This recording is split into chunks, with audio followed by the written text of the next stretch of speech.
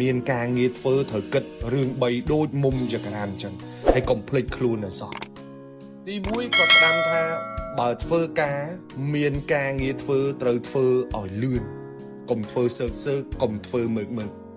ធ្វើឲ្យដូចខ្លាចគេដដើមធ្វើអញ្ចឹង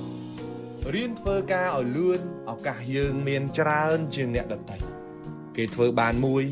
យើងធ្វើបានពីរហើយបើថ្ងៃណាមួយគេត្រូវដកមនុស្សចោលគេមិនដកយើងធ្វើបានពីរនឹងទេគេដកអ្នកធ្វើបានមួយពេលធ្វើការត្រូវគិតថាការងារនឹងវាប្រៀបដូចជាការងាររបស់យើងចឹងការងារបង្រៀនមនុស្សយើងទម្លាប់ធ្វើការឲ្យគេមួយយឺតមើកអ្នកដែលខាតពេលហ្នឹងក៏ជាយើងហើយអ្នកបង្កើតទម្លាប់អាក្រក់នៃការធ្វើការហ្នឹងក៏ជាយើងដូចគ្នាហើយបើថ្ងៃណាមួយយើងចេញទៅរកស៊ីខ្លួនឯងអាបបពិសោធន៍ធ្វើការមើកមួយហ្នឹងគឺមានពេញខ្លួនតែម្ដងគាត់ផ្ដាំថាធ្វើការត្រូវធ្វើឲ្យលឿនទី2ធ្វើអីត្រូវធ្វើឲ្យហើយធ្វើឲ្យចប់ចុងឲ្យចប់ដើមធ្វើឲ្យបានល្អធ្វើអីធ្វើឲ្យហើយកុំទុកឡើយបង្កើតគេនិយាយហើយត្រូវតែធ្វើឲ្យចប់ធ្វើឲ្យចេញកុំនិយាយចោល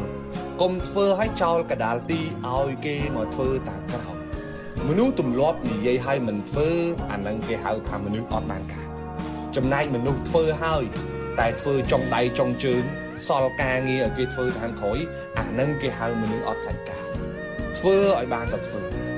ឲ្យបានតែគេថាធ្វើដែរមនុស្សបែបនេះគ្មានកំណើតកើតជាអីទេទី3គឺធ្វើអីធ្វើឲ្យបានផលកុំធ្វើឲ្យតែល្អមើលធ្វើឲ្យល្អស៊ីផងកុំធ្វើឲ្យបានតែមើលគាត់ផ្ដាំថាតម៉ោងកុលរាំងធ្វើខ្លាំងបានតិចហើយតម៉ោងកុលព្រិចធ្វើតិចបានខ្លាំងមនុស្សឃើញរវល់ច្រើនមិនមែនសិតតែមានប្រយោជន៍ទាំងអស់នោះទេមនុស្សធ្វើការតិចក៏មិនមែនសិតតែគ្មានផលទាំងអស់គ្នានោះដែរមនុស្សយល់ហេតុធ្វើការលឿនធ្វើការបានល្អនិងធ្វើការបានលទ្ធផលគោមួយក៏យប់គោ10ក៏ល្ងាចដែរមនុស្សខ្លះធ្វើការច្រើនតែមិនបានផលច្រើនទេព្រោះតែធ្វើការវាមិនត្រូវ